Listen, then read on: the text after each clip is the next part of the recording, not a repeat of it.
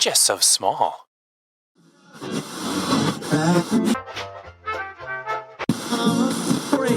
Where it just jettisoned. Hey there, this is the Small Stuff Podcast. My name is Kyle Roebuck. This is the intro. Let's start the show.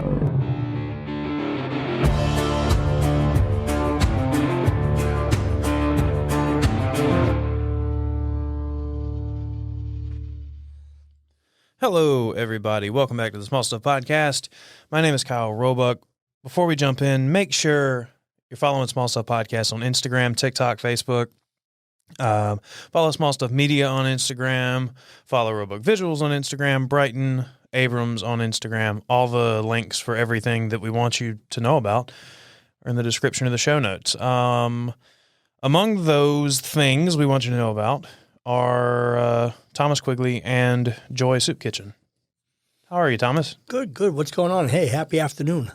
Happy afternoon. Good afternoon. Good afternoon. Did I say happy afternoon when I opened the door? Well, I always say happy afternoon because you don't know whether or not somebody's having a good or a bad day.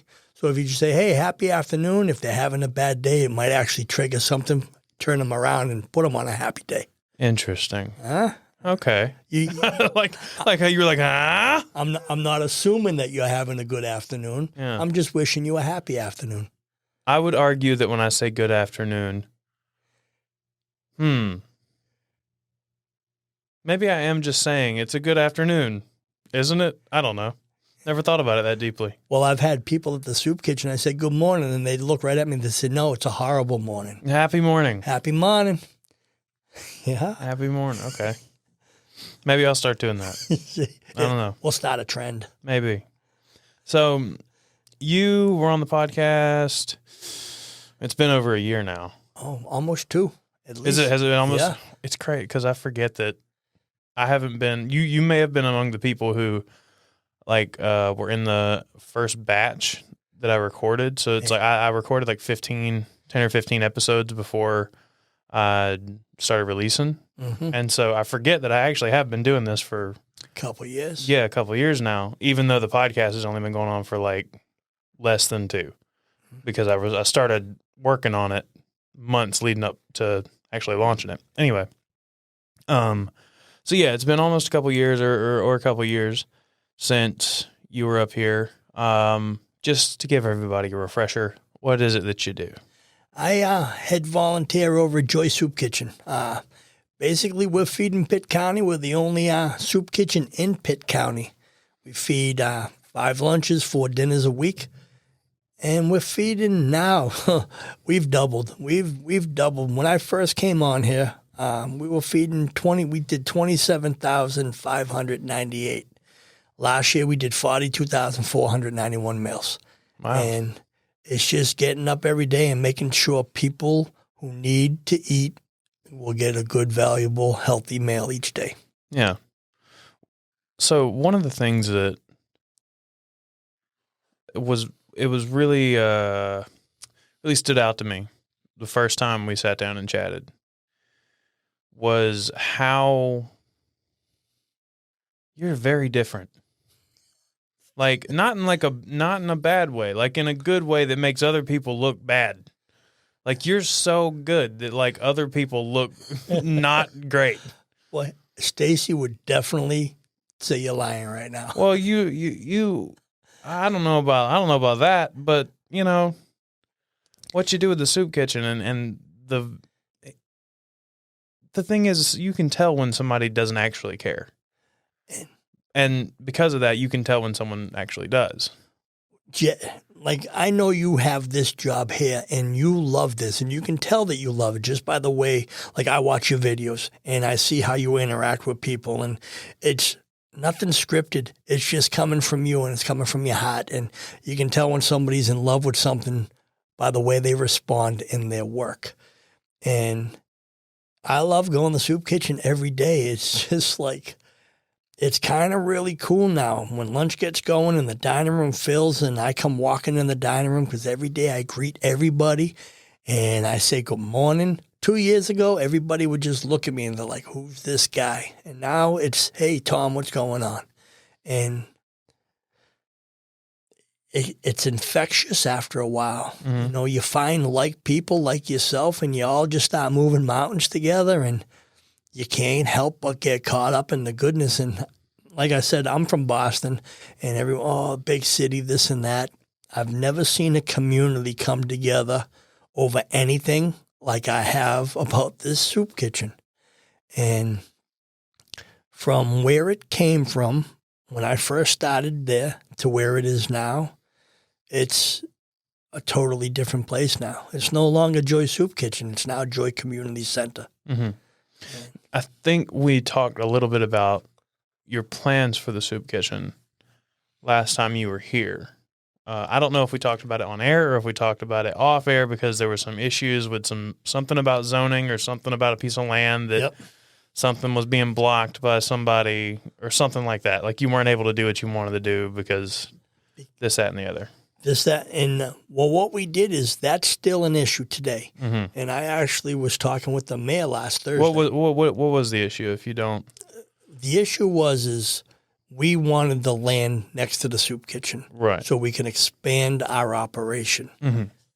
The problem with it is to be clear, this is land that's owned by the city. Nothing's being done though, right? Nothing. It's just there. I mean, when it rains, it floods. It's and if you're parked over there, you're stuck in the mud. And it's just something that I thought would really help me grow the kitchen. And what happened was ECU started buying up everything else over there, which started driving the value of things up. And the city's been sitting on this land. And last Thursday, the mayor was in the soup kitchen. And he came in to see another group that was doing a fundraiser for us. And I ended up talking with him for 2 hours.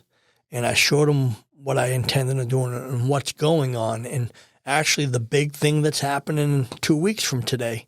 And which might actually be when this comes out. Oh, yeah. And I brought him next door, and I says, there's 4 more lots over there. I need this one small lot. I says, I need parking. I would like to put a sustainable garden on here where I can grow my own produce to cook in the kitchen. And this is when you're talking to the mayor, showing him. Yep, just this past Thursday. Okay. And I says, a lot of people are homeless, and when they get their stuff, they come out and they sit and they eat on the ground. I said, wouldn't it be nice to have a few picnic tables over here? You know, people to sit outside and enjoy, you know, a meal like a human being. And then I told him about the fact that there are 3 self-sustained soup kitchens in America. One's in Colorado and 2 are in California. They actually grow their own produce and use it. There isn't another one on this side of the Mississippi. And that would be a very cool thing to have in Greenville, North Carolina. And I told him that, yes. Yeah. And I says, so do you want to help me do this or what? And he kind of smiled at me. He shook my hand. The pro temp mayor was with him. And I said, we're opening up a big thing here on the 13th. I said, right after that, I said, we're going to talk about this land. So what are you doing on the 13th? We can, let's see, we got episode, let me double check I'm assuming whatever it is, you'll be advertising by next week anyway. Oh, yeah. Okay, cool. Well, then you can go ahead and say it, because this isn't coming out till next week. No, this is going to be huge, because when that building was built way back when. This will come out on the 13th. Beautiful. This episode will come out on the 13th. Then you're going to come out for the launch. You're going to come out for the launch of something that area has been desperately needing for the last 15 years.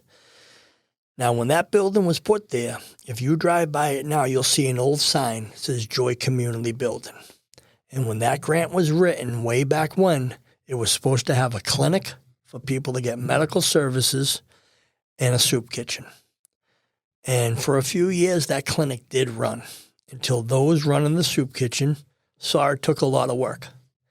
So their idea was to sell off all the stuff and rent the space out for $100 a month. That area, since I've been there, I've seen the need of a clinic in that area. So on April 13th, we are reopening the Joy Community Clinic. And it's going to be free of charge to people in need of medical services. And we actually got Vidant Hospital to pay for a nurse practitioner. They'll be picking up her salary for the year. Wow. I have Tom Irons, the head of the ECU Medical. I met Mr. Irons, Dr. Irons. Dr. Irons. Yeah. He has signed on to be our medical director. Wow. He came in one day, and I didn't know. And okay, so you've met Tom. You see how he dresses, right? Sharp dresser. Mm-hmm. So he came walking in a Joy one day. He had on a hat, a vest, and a bow tie. And I says, hey, the guy from Jurassic Park is here. I had no idea who he was, and oh, that's hilarious. You said that. right? And he's looking at me. I said, hey, what can I do for you? He says, well, he smells. He goes, first off, I want whatever he's serving. Yeah. And that day I was making hot pastrami sandwiches on an onion roll. So I said, all right, hold on. And he goes, do you run the place? I said, yeah. He goes, well, I'd like to talk to you. So I said, well, let me get us both a sandwich and we'll sit down and we'll eat. And we sat down that day, and Karen, who's the vice chair of Joy, comes on, and she calls me aside, and she goes, you know who that is? I says, some little guy that likes pastrami. And she said, that's Tom Irons, Dr. Irons. And I says, Okay, cool. Who's that? yeah. And she told me, and I was like, it just got real. Is it? He's the director of, isn't he the director of like the School of Medicine or something? School of Medicine, yeah. Over Like, at ECU. he's the director. Yes. Yeah. And he's like the top doc in Eastern North Carolina. For those of you who don't know much about ECU, because I feel like it's an Eastern North Carolina thing, Mm-hmm. and for people who are listening who aren't from here, that is a big deal because ECU's medical school is like a very big deal. Yes. Like, I mean, there's an entire hospital like attached to it, and I mean, I guess that's normal, but you know what I mean. Yeah, it's everything. And like, so as we sat, and he asked me what I was planning and this and that, and then he asked me, he goes, well, what are you going to call this clinic? He goes, is it going to be the Tom Quigley Clinic? I says, no, it's going to be the Joy Community Clinic. And he says, you don't want your name on the building? I says, well, I'm going to do a nice little path in the front where I'll sell bricks. People can donate $500. We'll engrave their family's name on a brick and we'll put it in the walkway. I says, I don't need my name on a building. And he says to me, why not? I says, you'd be surprised what you can accomplish if you don't mind who takes the credit. Mm. And at that point, he stood up and shook my hand. He goes, I am the head of the medical school at ECU, and I'm now your medical director. Shook my hand, thanked me for the sandwich, and walked out the door. Mm. And I was like, still didn't know how big this was until I got an email from one of my board members who works for Health Assist and also Vidant and says, do you know what just happened today? I says, some little guy had a sandwich. And she goes, it's on. And from there, it started growing. And So what exactly happened? So he came in and just told you, well, you're starting this clinic. I want to run it for you. now, I'm on board. well, he's been Or not running. run it for you, but you know what I mean. He's been actually, he's an older gentleman. Mm-hmm. And he could be retired, but he's been working at the free clinic on the other side of the river for decades. And during our conversation, I said to him, I says, it's hard enough for people to get to the kitchen for lunch, and people expect them to go to this clinic. Now, I'm talking about this clinic on the other side of the river, Mm-hmm. not knowing that he is the doctor that runs it, Mm-hmm. and telling him that it was a bad decision to put it where the people weren't. And I says, if you slap a community clinic in the middle of a community, you'll have patients. And he just sat and he listened to everything I said. And he says, can you guarantee patients here? I says, I'm feeding 150 a day for lunch. You'll have patients. Mm-hmm. I says, and then once I found out that he's been running clinics and he's been given his time for this, and he was actually one of the writers on the grant when Joy Community Center was first opened. Yeah, he's been here a while. Yes, and he wanted to know where that clinic went. And I said, the people who were running this, they didn't do the right thing, but they're all gone. And I think once I assured him that those people weren't coming back, he jumped in. Now, from there, we'll have medical students rotate through Joy. They'll have to do it. They usually rotate the hospitals. Joy will now be a stop. Medical student, nursing student. I'm still a nationally registered paramedic, so I reached out to the fire departments. Medics and EMTs need continuing ed hours. You volunteer service taking vital signs over here at the clinic on a rotating basis, we can give you clinic hours. So it will still be run by some staff and volunteers. But it just opens a whole new set of doors for a whole new set of volunteers who could potentially come over and make this place the lighthouse of West Greenville. So how are you guys doing how are you setting up the clinic? The clinic actually... Is it going to be like a separate building you guys are putting up, or is it going to be within the building you're in? It's actually in the building that we were in. The DAV was renting it. And what it is when you walk in the front door, instead of the side door to the kitchen, you come in the front door. To the left, there's a waiting room. On the other side of the waiting room, there's a glass partitioned office where the nurse's station will be. You go into a door to the right, there's a whole room that could be the laboratory vital sign room that has a bathroom. And then there are 2 exam rooms in there. They were fully furnished. They had exam tables and everything. All that stuff was sold. That stuff's all being brought back. There's plumbing in there. There's sinks in the exam rooms. It's like a brand new doctor's office. Full service flooring just came in and put in new floors for me. Carolina painted my walls. I'm replacing all the ceiling tiles this week. And it looks like a brand new doctor's office. Wow. And that's cool. Yeah, it's a waiting room, 2 exam rooms, a lab room, and an office for the nurses. And is this, I could be wrong here, but this is free, right? It's going to be free. Free to if you need it. Okay. So anybody can go there. Anybody can go there. And before this clinic even opened up, we've already started bringing in services. I have West Greenville Health Council. They come twice a month on Wednesdays with diabetes support, cancer support. I have Picasso. They come in, they do HIV testing. We have Trillium. It's a mental health services. They come in.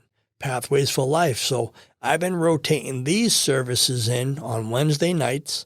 Daughters of Worth comes in 4 times a month, and they help the women in the community.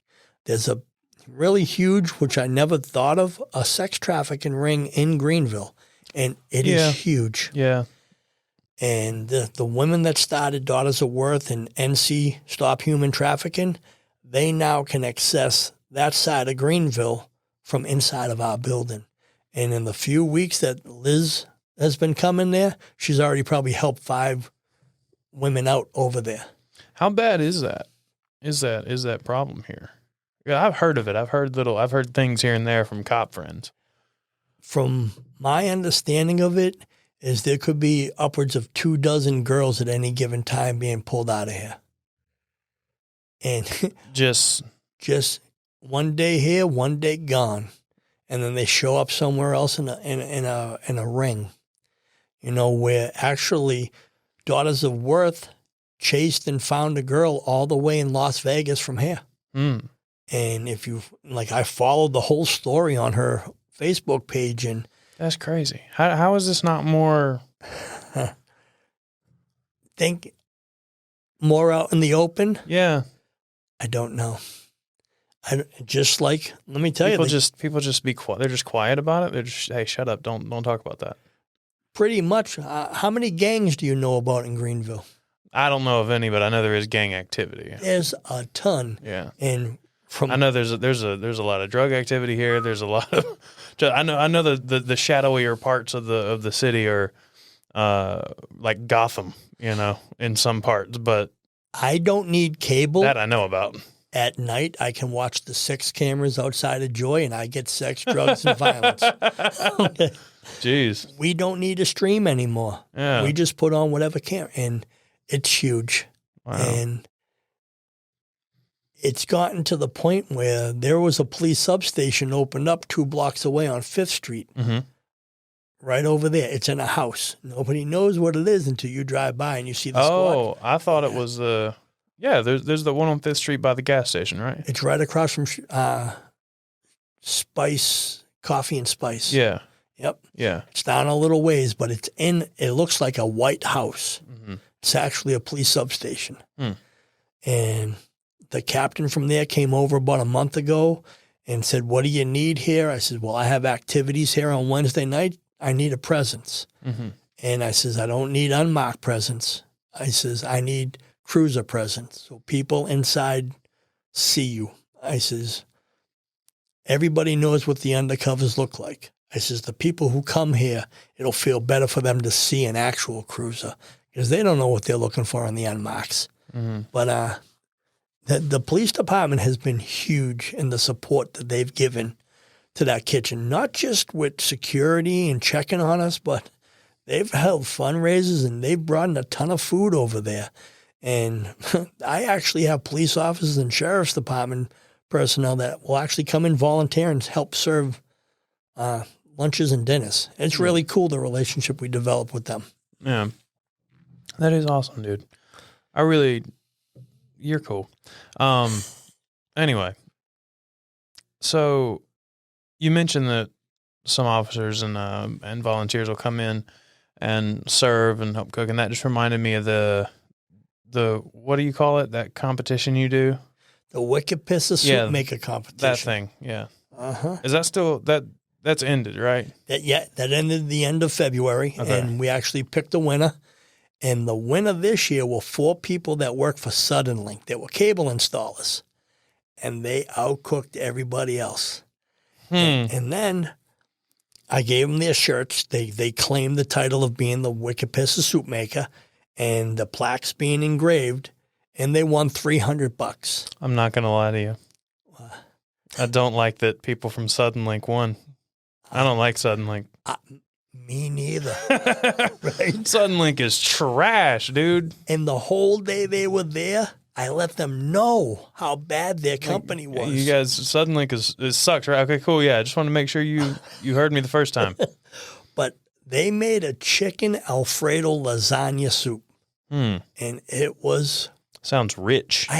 it was wicked. I Yeah. had 3 bowls of it. Wow. And then I was full and miserable. I was like, I shouldn't have had the 3rd bowl.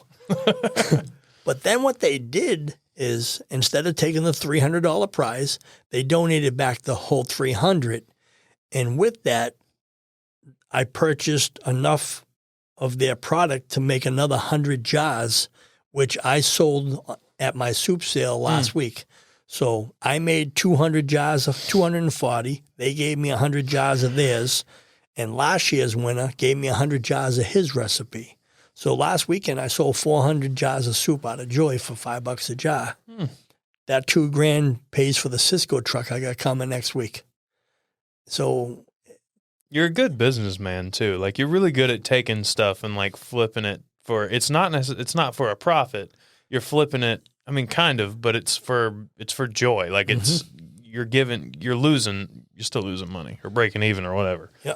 But you're really good at finding ways to make money for joy, I guess is what I was saying. Well, what I've done is, like, when I was running my charity in Boston, you can't continuously ask people for money. At some point, you need to give back. Right. And my big fundraiser I do in November is exactly that. That fundraiser has changed 2 people's lives in Greenville over the past 2 years for the better. But also what I did is we actually have 4 separate accounts. So if you give me, say, $500, you can tell me what you want the money to go to: equipment, food, building maintenance, or payroll administration. And sometimes it gives people, they like that little power of telling you, like, if you send a check to whatever charity on TV, that money's going into a fund. They're using it however they want. You tell me exactly where you want your money to go towards, Joy. Some people in the building trades put money towards my building repairs. The restaurants put money towards my food costs, and it's kind of cool and people appreciate that. Like, and selling things, everyone's like, well, it's going to cost us money to buy the stuff to sell. Well, yeah, that's how that works. Yeah, well, what I did is I got a sponsor. Every soup sale, a business gave me money. With that money, I bought everything I needed to sell the soup. So all profit, all money made from the soup sale was 100% profit, because for that 2 weeks, I plugged that business on Facebook. That gave them 2 weeks of exposure to, and it's not a lot of money. I think the most expensive soup that I had with the jars included was $410. We charged sponsors $500. It covered everything. And then if I sold 200 jars at $5 a jar, that's $1,000 straight profit. And it was kind of cool because I had businesses stacking up to be the next sponsor. And I loved it. And the biggest thing we do in Greenville now is November 1st. It'll happen this year for the third time. I sell 300 tickets for $100 each. And then the Monday before Black Friday or Thanksgiving, I pull one of them tickets out and I give you $10,000 cash. And at first my board's like, we're giving away a third of our profit. I said, we made $20,000. Mm-hmm. We would have never made $20,000 if we didn't give away this 10. Mm-hmm. But that 10,000 then, had changed two people's lives in Greenville. The first year we did it, COVID hit. The girl who won, both her and her husband lost their businesses that year. They had children. They got $10,000 3 weeks before Christmas. Mm-hmm. Last year, the woman who won didn't even know she won because her daughter bought her a ticket. And it's just really cool. When I called her live on Facebook to let her know she just hit 10 grand, she said, I didn't buy a ticket. I said, your daughter did. And she came in the next day. And have you ever been hugged by somebody so happy that they're ugly crying all over your new shirt? I don't think so. I'm not you. I'm not in situations like that, Tom. It's people love you. It's that cool. Like it was funny the other day when I decided I was going to sell Pizzagana next week. Who? Oh, Pizzagana. I was going to bring you one today, but Jessica Ennie ate your Pizzagana. I don't know who that is, but okay. I feel like I should. She works at the soup kitchen. I'm sorry. Okay. Hello. So when you see her, just let her know she owes you. You owe me what? It's Pizzagana. Pizzagana. Yeah, it's actually. Is it Pizza Gainer or is it Pizza? You're saying, I know you're saying Gana. Gana. But I know sounds are us to you. No, it's Gaina. Okay. So what it is, now, I moved down south here. I'm not from here. I'm from Alabama. Well, yeah. Right. But you guys have Baptist and this Baptist and that Baptist. Right. Now, where I come from, it was Protestant, Jewish, Catholic. Yeah. That's it. And I'm Irish Catholic. And I'm going to hell. That's what I've been told my whole life. I was bad and I'm going to hell. Right. But we observe Lent during Easter a different way, where we couldn't eat meat on Friday. That was like a deadly sin. And you gave up dairy. So all my cooking skills basically came working in Italian places. So I learned a lot of Italian tradition. And what the Southern Italians did in Italy is to celebrate all they gave up with during Lent, they would make a pie. And that pie had ricotta cheese, Romano cheese, provolone cheese, fontina cheese, and all the Italian meats that they couldn't eat all Lent. And they made it into a pie. And on the Saturday before Easter, they would celebrate by just gorging on this thing. So I did a little tease last week. I made a few.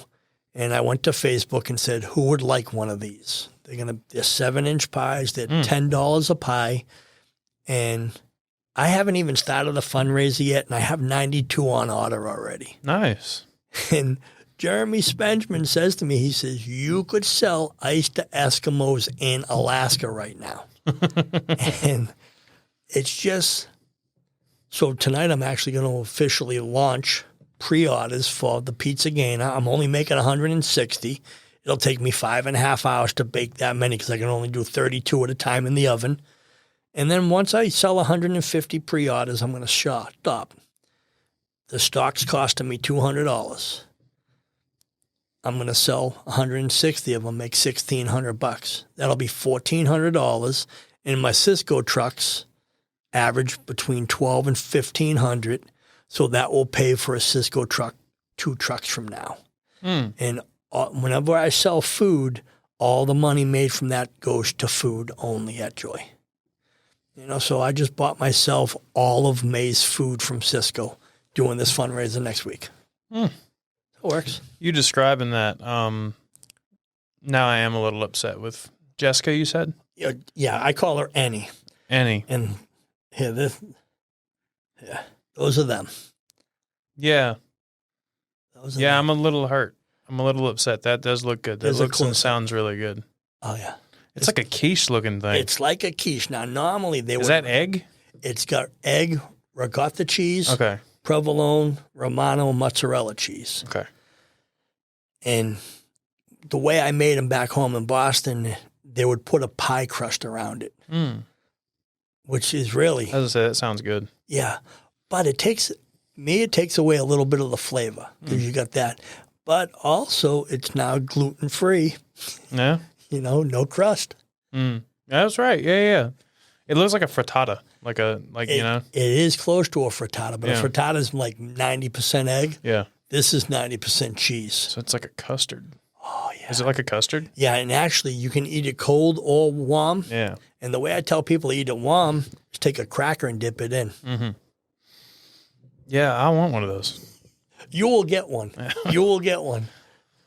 So what are you trying to do? Speaking of food, you mentioned to me, I was actually dropping some food off to you because I was grabbing food for myself, and I had boxes of like beans and stuff in the back of my car, and I spotted you when I was on the way to get food, and so I stopped because I'd already told you about this food that I had, these cans and stuff I had for you, but I just hadn't had a chance to run by Joy. And so I stopped and just dropped them off. And then we got to talking. And you mentioned that you were starting, or you had plans on starting this, like a cooking school. Yep. What it was is we were thinking of this pre-COVID. Everything's pre-COVID, and it just got a little delay. And then last year, a girl, Valeria, came up to me, and she said that her organization, the Junior League of Greenville, was involved in helping children learn how to cook, and that they wanted to sponsor something like that, get some volunteers for it. Now, this past January, Toby from Starlight Cafe and King's Deli was in for the soup competition. And he's like, hey, it'd be really cool if we could take kids out of the neighborhood and teach them how to cook. I said, well, geez, I thought of this 2 years ago. A girl, Valeria, mentioned it to me last year. I said, you want in on this? He says, yep. And because and our idea of it is kids today, too many of them, you see them, they all need neck braces because they all do this all day long. They're all looking down. It's not really great for your posture. Or it's this. Yeah. Okay.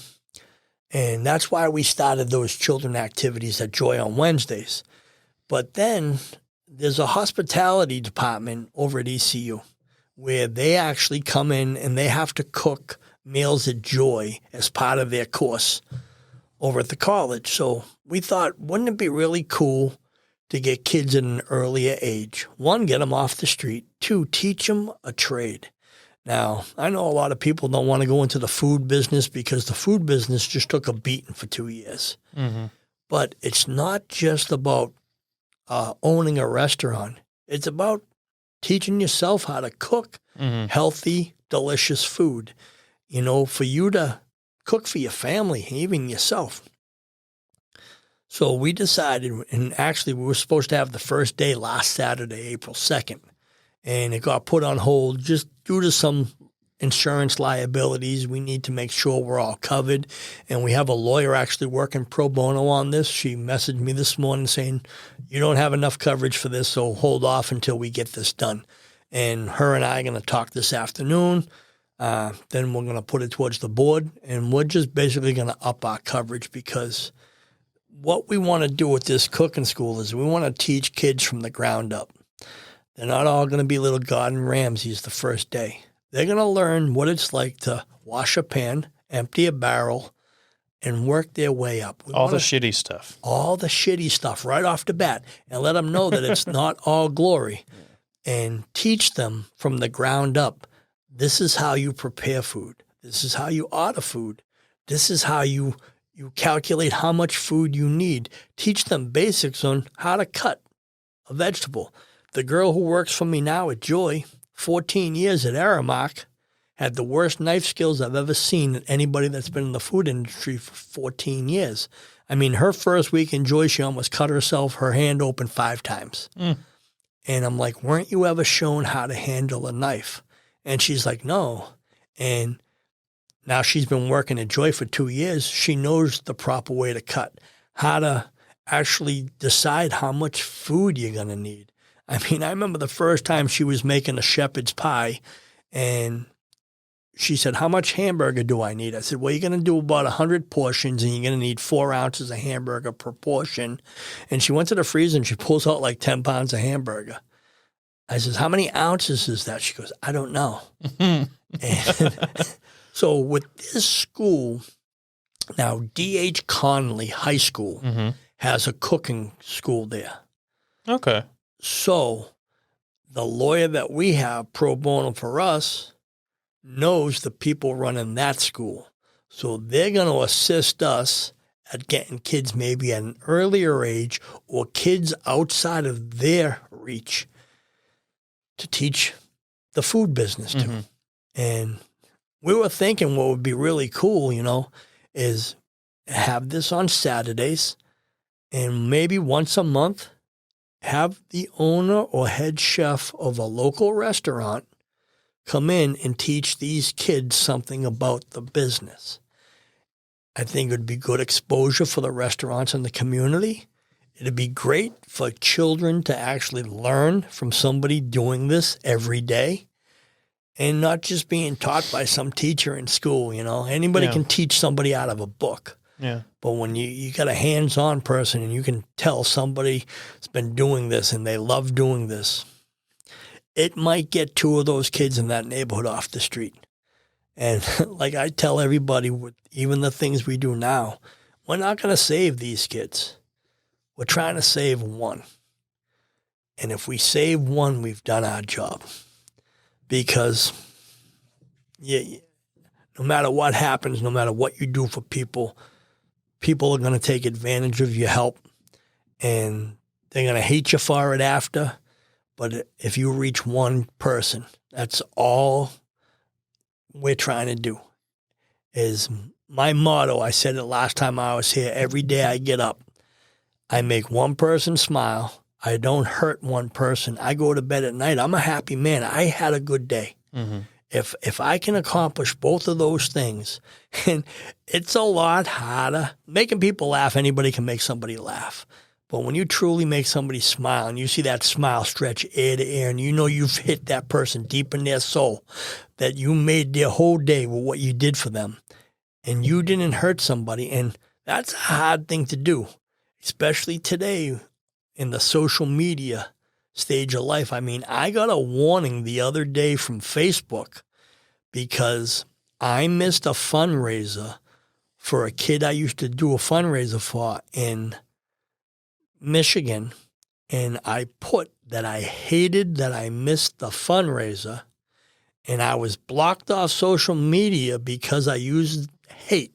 And my account status, let me check my account status because I think I'm still in warning because I said that I hated that I missed something. That's weird. And That's really weird. And I say stuff like that all the time. I never get messed with. Well, I got another thing the other day saying that I need special Facebook protection that I had to sign up for by. I saw something. I saw you post about that. Yeah. So on April 10th, if I don't take this extra protection, they shut my Facebook accounts off. Why? Because you have so many people that that follow you? Yes. How come Charlie doesn't have that yet? Have you followed Charlie? Yeah. I listen to, I read most of his rants. Some of them have a lot of spelling errors, so I can't get all the way through them. But That's because he's Italian. He's Italian. I love you, Charlie. I was just talking shit because Thomas is here. Charlie, I don't love you. I threw out all your red baskets the other day on video too. But So the structure of the school, how are you? Is there a structure to it? Do you have a structure in mind? Like, is it like you sign up and it's going to be like a 6-week program or like a 2-month or whatever? Or what? well, we were going to throw a few classes out there just to see. Test the waters. Yeah, because when I first started these Wednesday night activity things, the only 7 kids I got there were the 7 kids of my employees at Joy. Yeah. And like last week, we had 35 children in there for an event, so it was cool. You Good. saw the Christmas event. Yeah. We got a bunch that A ton night. of people. Yeah, we had 103 kids that night. Yeah. And so we're going to test the water. This past weekend, our idea was we were going to make big sheep pans of gelatin. And that's how you teach people how to cut. They cut Jell-O. And then at the end of the class, we were actually going to have them make their own focaccia bread and make themselves little pizzas to take home, just to get them interested in, one, a skill, because they're all going to hate when they're learning things and they're not actually making things, and 2, to reward the action of doing something with making something. So you're saying in that first class, like the one class, it was like, you're going to learn how to cut, but don't worry, we're also going to make a pizza. We're also going to have you just make hang in there. Yep.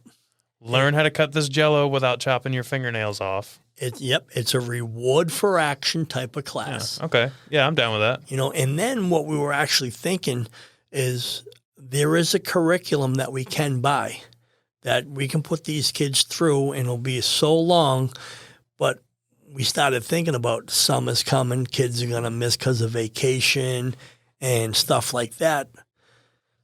But we're still going to, once we get the go-ahead from the insurances, this is okay, we're still going to run with it, and at the end of this course, these kids are going to have a certificate saying that they passed Junior Cooking 101, and if we can align with D.H. Conley with something like this might, however it works out, give them some credits towards that already at high school, or if these kids come through and successfully complete this, kind of like if you go to driving school, you get a little bonus off your insurance, You do? You don't get that down here? I don't know. Oh, in Massachusetts? I don't think we do. Well, in Mass, if you don't go, you pay more insurance. People just can't drive here. Oh, no. And they're fine with that. Insurance companies just like, hey, man, it's just one price because most people can't drive, so whatever. Do you know what the definition of forever and insanity is? Continuing to do the same thing. A 4-way stop in the South. Okay. Gotcha. Oh, it takes you forever, and it's an insane thing. I actually don't think that that's the worst. You know what I think is the worst? What? Is a roundabout in the South. Yeah, you guys don't It's know how the to... fucking worst because people don't know how to use them. No. Like, why are you stopping? You're not supposed to fucking stop. Slow down and then just go. Like, get in front of the next gap. That person's supposed to let you in there. Just go. People just stop. I'm like, it's not a 4-way. You're ruining the point. Like, people complain around here. I'm going to rant for a second.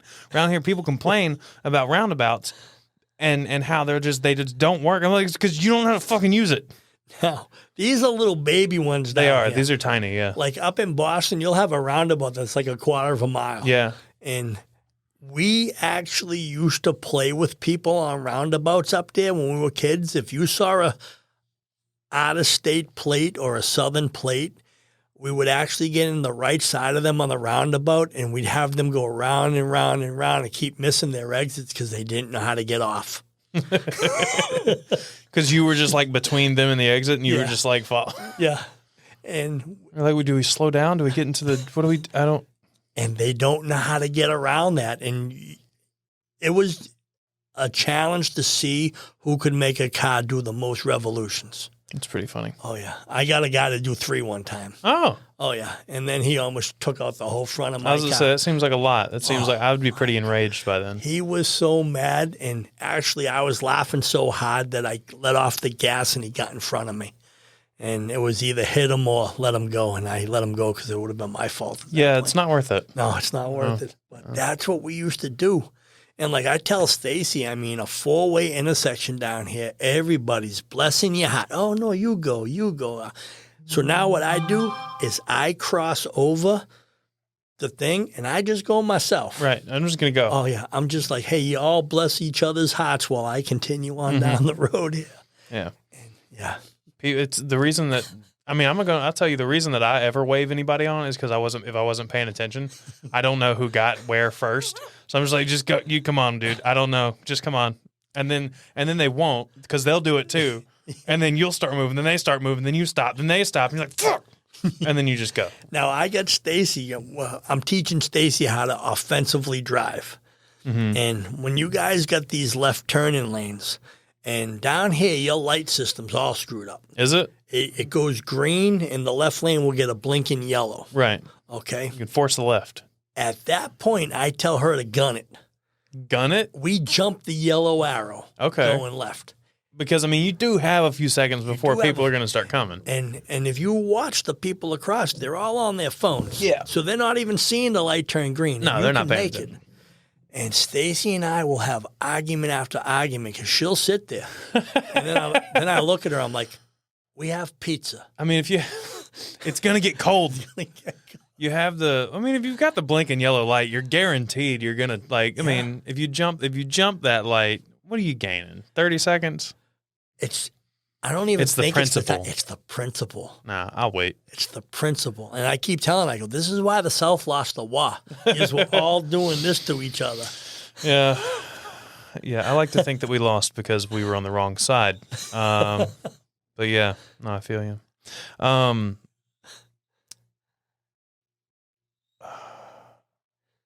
What were we talking about before? The cooking class with the kids. Right. Okay. There's a question I had. So how young are you trying to start kids out? Because when you first told me about this, I got a little nervous because I was like, I know how tricky it can be.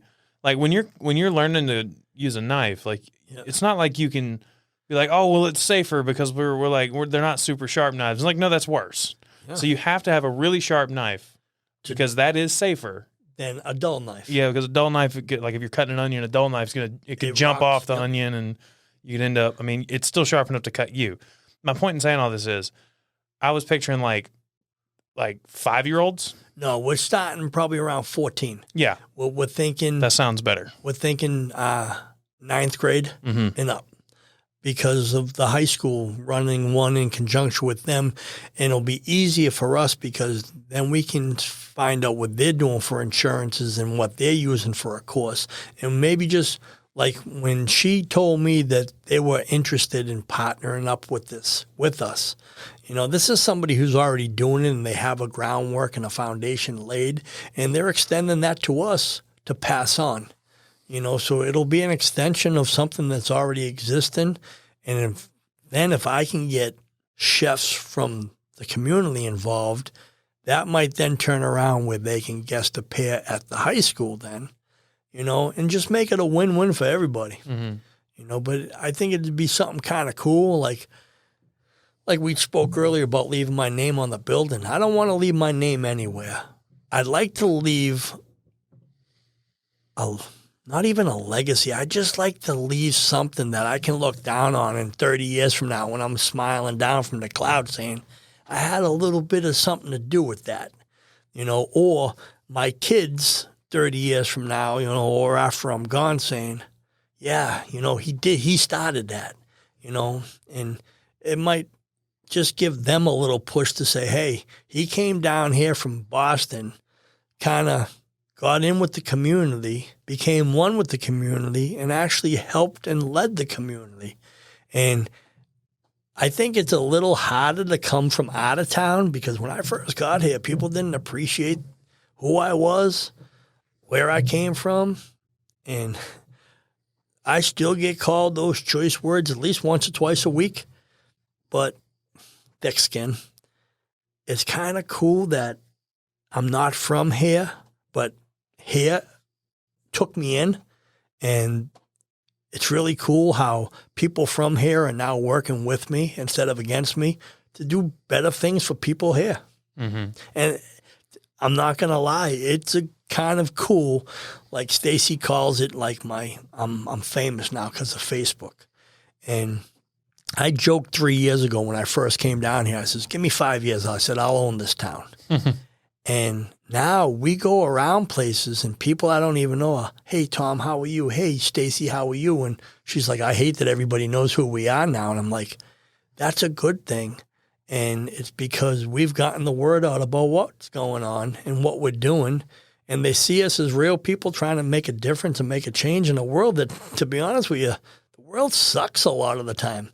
And it's everybody trying to outdo everybody else or get whatever they can for themselves. And if people all just step back and they said, geez, what the frick can I do to help somebody today instead of myself? I think we'd be going down a better road. But right now, people, you see it on Facebook. I swear to Christ, I've never seen so many girls on Facebook with little reindeer antlers and doe eyes because they all put a filter on because they all think that they're ugly or they're not as good as the person next to them. And they try to change who they are through a filter on Facebook or social media to make themselves feel good about themselves. And I feel like shaking these people, saying, get up, go out and help one person, and you'll feel so great about yourself. You won't need all this fake bullshit every day on you. I don't know. I just, it's just people, I think, are making life too hard on themselves by trying to keep up with the Joneses. When all they need to do is get up every morning, look in the mirror and say, hey, I'm somebody pretty cool today because I didn't hurt nobody yesterday. And if you live like that, I swear to God, it'll change the way you think and it'll change the things you do on a daily basis. And it'll make you just happy every day you get up. I mean, I hurt in the morning. I'm old. I got 14 pieces of metal in my body. I chug down 10 Advil to get through the day. At the end of the day, I'm happy. Yeah. It's cool. It's a cool thing to be a part of right now. And I don't know. It's cool. You've been in Joy. You've actually been somebody who's helped Joy. I mean, I wish you could have given those pictures that you took to those families when some of them actually said to me, this is the first time my kids ever had a picture with Santa. You don't know how that affected people. I was the fortunate one where we had a laser printer and I printed out some pictures for people and they cried, look at my baby with Santa. And it was really cool and something that we might take for granted because we go to the mall. I plop my daughter on Santa's lap at the mall for $40 and you think to yourself, man, there are children who've never had that opportunity. Yeah. And you helped with that last year. You were a part of all those kids sitting on Santa's lap. And that was a cool thing.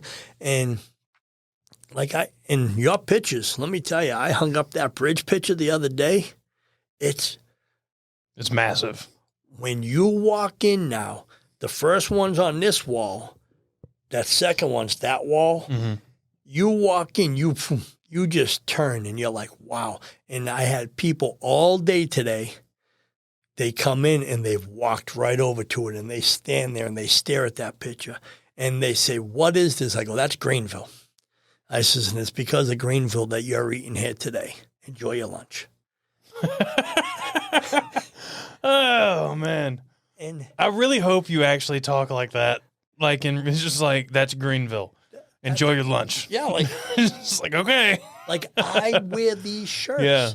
And your picture of this is on the wall. And I mean, I won the Daily Point of Light Award, some charity out of Georgia. I won it for March. And the picture that they chose to put on their Facebook page was a picture of me standing in this shirt in front of your picture that says this. And they said, why the shirt and the picture? I says, because without Greenville, we were closed in May of 2020. Yeah. I says, and everybody says, oh, Tom, you saved the kid. No.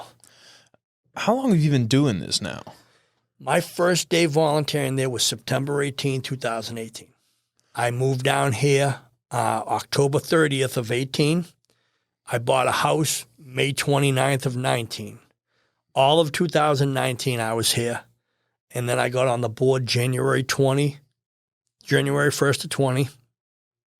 And then I became the chairman of Joy January 1st of 21. So, hang on. Didn't you just say 18? That was the first day volunteering. Okay. It was September of 18th, 2018. Okay. And then, like, I was still living in Boston then, and then I moved down here officially October 30th of 18. And then from then on, I was at the kitchen every day. Okay. Okay. You know? And then just as a volunteer. Okay, look, let me say something. So, real quick, you were just talking about how people will say stuff to you about how you've done whatever you've done with Joy, and you tell them, no, it's Greenville or whatever. It's you, dude. Like, it is also Greenville. I'll give you that. But you are not part of that equation. You're a very large part of that equation because I had never heard of Joy Soup Kitchen. I've been here my entire life. Never heard of it until you got involved. And the reason for that is the board of directors. In 2019, I tried to get on the board all that year. And Karen was on the board then. And she was me. She was the chair of the kitchen. But they ran over her. They wouldn't give her anything. And she kept coming in saying, they don't want you putting pictures of Joy on Facebook. And I said, why? Well, come to find out. People have to know about it. Well, they didn't want people to know about it. That way they could sit in the corner of Greenville and they can complain that nobody cared about people in West Greenville. No. Oh, Boo-hoo. they were boo-hooing. They were little Sergeant Drew. They just weren't wanting to do anything. They didn't want to do Understood. anything. But there was also people there behind the title of pastor stealing money from Joy. Oh. Yes. That's Yes. interesting. And there were... Hold on. I didn't expect that twist. That's still hitting me. Hang on. And a lot of people didn't expect it because they saw the word pastor in front of somebody's name and they thought this was great. And I mean, being a Irish Catholic guy, you know that clergy can't really be trusted. you know that. The first day I said to Vicky working there, I met the chairman of the time. And he was in there and he was spilling all this ooze on her. And I said to her, who's the used car salesman? And she said, that's Pastor Dr. So-and-so. I said, he's a crook. And she said, oh, he's a good man. No. At that point, when I first started at Joy, they were getting food donated from Food Lion. It was the food that Food Lion couldn't sell, the produce that had already started to mold. Mm-hmm. The girls would sit in the back room, cut the mold off, and use the rest of the vegetable. And they're like, well, the mold hasn't gotten there yet. Right. Yeah. I'm like, once the mold comes out, that means it's already throughout the whole thing. Oh, yeah, it's already in the veins of the fruit, so the whole fruit's rotten. Oh. It's at the point where it's grown out of the fruit where people see the mold. I didn't know that. Oh, yeah. So if you see... I definitely would just cut. Like, if I was in a situation, I would just cut the bad part off and eat the rest of it. Well, that was the situation they were in because the people running the soup kitchen wasn't doing anything for the soup kitchen. So there were churches that were dropping off sandwiches. And one church been for 30 years doing soup and sandwiches on Thursday. And actually the soup comes from St. Peter's third grade class. They've been doing it for 30 years and they continue to do it today. All the other days, they would use used food, I called it. Longhorn. If you send your steak back to Longhorn, they put it into a bin. That bin gets put into the freezer. At the end of the week, all that frozen steak was given to Joy Soup Kitchen. They would then thaw it out in the sink by running hot water on it. Mm-hmm. They would wash it, cut the fat off, chop it up, and call it chipped beef. I says, you cannot serve this food. This is not healthy. Someone's going to die. And Vicky, who was running the place at the time, says, this is all we got. When I got on the board and I finally got us an account at the food bank, we also had a $4,000 bill from the food bank. I said, well, I just opened my account an hour ago. How do we already have a $4,000 bill? Joy's Soup Kitchen was getting food for a few years and not paying for it, but not giving that food to Joy either. That food was going elsewhere, and the person in charge saying, look what I did for you all. And he was taking it and he was giving it out other places and taking all the credit for Joy. And all that's gone. Everybody involved. Dr. Tom Irons wouldn't be involved with us if there were still people connected to Joy. And through those people were still connected to Joy. You're talking about the pastor and Yep. Okay. There were 3 of them. One was a pastor and a lawyer, and she was forging documents. Fun. Yeah, Okay. and she knew the legal way around it all, and she got caught. And she actually, we were doing a fundraiser at Highway 55 when she pulled up, sat in her car, broke down crying, and resigned from the board to me in the car, telling me everything that they were doing. And I said, you all get off the property. Don't ever come back. And that was in 2020. We have now righted the ship. We're now in 2022. We're full steam ahead. Joy Community Building. And Facebook, when I was told not to go on, and we're on, and Facebook kept us going. And yeah, it's me doing the posts and me doing the silly videos and people watching. And I am kind of infectious. If you do say so yourself. And I think Stacy calls me that. And I don't think she's meaning the compliment that I just gave myself. But No, you are infectious. it does cause people to stop moving. And that's what you need. You need to get people motivated and you need to get them moving in the right direction. And I believe there's a lot of good people who are looking to help.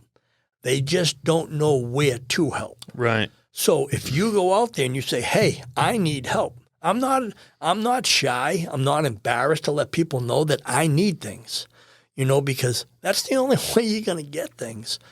But now we're in the position where we can actually start doing more for the community than just serving food. And like I think I told you when I first got here, I just sponsored somebody who sponsored us. They gave us $4,700 last year to buy our steam table. They're doing this little black dress initiative, where they're selling these T-shirts that says, help us feed Greenville. And they're putting logos on the back of it. So for $500, your logo will go on the back of their shirt. They're making like 600 to 1,000 of these shirts. They're going to sell them. They're going to give them to people. So for that $500, last year they gave me $4,700 for a steam table. I'm now helping them spread the word about food insecurity all in Eastern North Carolina. It's cool because I got a new T-shirt coming now, and I love T-shirts. And it's my way of leading by example. I can now go to Facebook and say, hey, Joy just sponsored this event. Cost you $500. Put your logo on the back. You're going to be on the back of 1,000 T-shirts or whatever they make. And for $500, you're going to help this organization help other organizations feed people. I mean, this would be a great thing. I mean, it's the last week of April. How cool would it be to have 20 restaurants in Greenville and they're giving Joy 10 T-shirts for sponsoring. So everybody working in Joy that last week's going to get one of these T-shirts, and you're going to wear it the whole week in support of this little black dress initiative. And we're going to show that week that we help them help somebody else in Pitt County. And I think $500, small amount. I mean, we have it right now to give. And I'm going to do a post later on the restaurant page saying, hey, Joy did this. Any other restaurant want to be on? Like the back of this T-shirt has like 20 restaurants on it now. This would be the 2022 version of this shirt, and we all believed in Greenville. Now let's feed Greenville. Let's feed the community, right? And let's all come together again and do that. And I'm going to do some crazy post with this shirt on later, probably standing in front of your picture, telling everybody that I just helped feed Greenville for $500. And who knows? I hope the girl from the junior league calls me tomorrow and says, hey, I got 20 sponsors. Yeah. That'd be wicked cool. It would be. And it'll be 20 whoever's that just gave a little bit of money. And, don't get me wrong, $500 is a lot of money to some people today. Joy's just very fortunate right now to have that money. And we're so fortunate right now that quick money story. When I got on the board in 2020, we had $32,000 in the bank. We had $8,000 a month operating budget. And I said to Rodney Coles, what happens in May? He says, we're going to close. I says, well, have you told anybody we're closing, and why haven't you raised funds? And I was told they don't care about black people in Greenville. And I said, well, that's the lazy man's excuse. Yes. As of last week, I have $300,000 in Joy Soup Kitchen's bank. I have a $130,000 a year budget. So I took $260,000 of that $300,000 and I locked it up. They can use $130,000 of it next year and $130,000 of it in 2024. That guarantees that building will operate for 3 more years. Then some of my board members said, well, we only have $40,000 left this year. And I looked at them, I said, go raise some money. Yeah. See, some of them, not all of them, some of them sat back going, hey, we're pretty good shape right now, until all the money got taken and put aside. This shows Vidant that building will be maintained for at least 2 more years. Yeah. Get a little closer with this. And I think that's why they bought into the whole clinic thing, because they knew that I was being a good steward of the money. And I've now guaranteed people in that community a clinic for at least till the end of 2024. And we're only in April. We still have 8 months to raise money this year. Yeah. You know? You, with the help of everyone around you, have legitimized Joy Soup Kitchen. That's why Vidant was interested. That's why they're talking to you. That's why Tom Irons came and talked to you. Because you've turned it into something that was going to close in May. I'd imagine, for the summer or just closing? No, they were closing. They had no money left. Yeah, there was no money left. Okay, so yeah, you took a failing charity and turned it around with the help of other people, because I know how you don't like to take credit. But you're at the helm, and you're not running into the ground. You're doing the exact opposite. There's going to be a rec center back there one day. I know it. If they give me the lot next to the lot I want them to give me now, maybe. You know, and there will be. It's nice basketball court back there. That'd be sick. Oh yeah, you know. Yeah, that'd be really cool. It would be, because the closest rec center to there is over on Elm Street. Elm Street. Elm Street. If you go down 14th, you take a left off 14th. Is the old baseball park right there, and across there's like a youth center there. Okay. Okay. There's that. That's blocks away. Because the people of West Greenville have to come to the kitchen and then go this way. Let's put something over there. There's the ballpark down on the end of 5th and right before you get to Memorial. Yeah. But really, I look at kids in that community, and I see kids, they come at night for dinner, and some of them, they hang around. And I talk with them, and they're just cool kids, and there's nothing for them to do, and it drives me crazy that they're all on these damn phones. And you try to tell them stories about the past, or you try to educate them a little bit, and they look at you like, "What is that?" Like Jessica, the girl Annie I got working there. I wrote a bunch of stuff in cursive writing on the boxes because it was quicker for me to write it that way. And a couple weeks later, we did a food order, and she ordered stuff we already had cases of.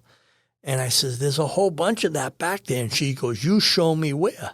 And I went back, I go, all this is drink mix. And she goes, that says drink mix? Just because she didn't know how to read cursive writing. just put it out there. Right? And I was like, this is crazy. But no, yeah, that's something that I was on the tail end of that. So I learned cursive for a second in 3rd grade, and then I think so 3rd grade for me, hold your seat, was 2003. Oh. Yeah, sorry. And so I think it was getting phased out at that point, because I remember learning it in 3rd grade, but then I don't remember ever doing it again. At that point, we had moved to computers. Like, we were starting to not move to computers, but they were starting to really hammer computer classes and stuff. Oh, yeah. And I remember we got computers. They were just coming out when I was in 9th, 10th grade, Mm-hmm. you know, and we still had typing classes. I mean, in Catholic school, you learn Latin and Spanish. Oh, that's cool. You know, learn Latin? Yeah. Like actual Latin? Like actual Okay. biblical Latin, That's cool. you know. And now, like, my stepson, he wants to take French in high school next year. And I'm looking at him, I'm like, what are you going to do with it? He goes, I think it'd be cool. And Should take Chinese.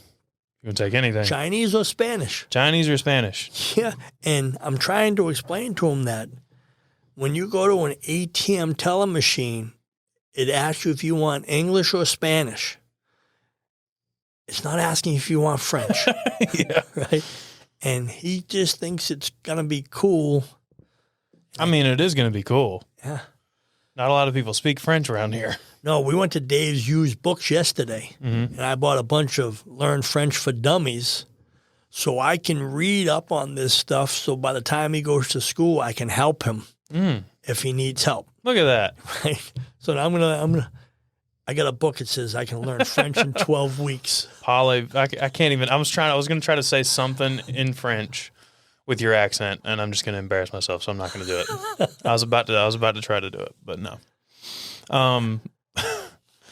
So isn't that I was going to talk about the cursive stuff a little more, but it's just in that vein.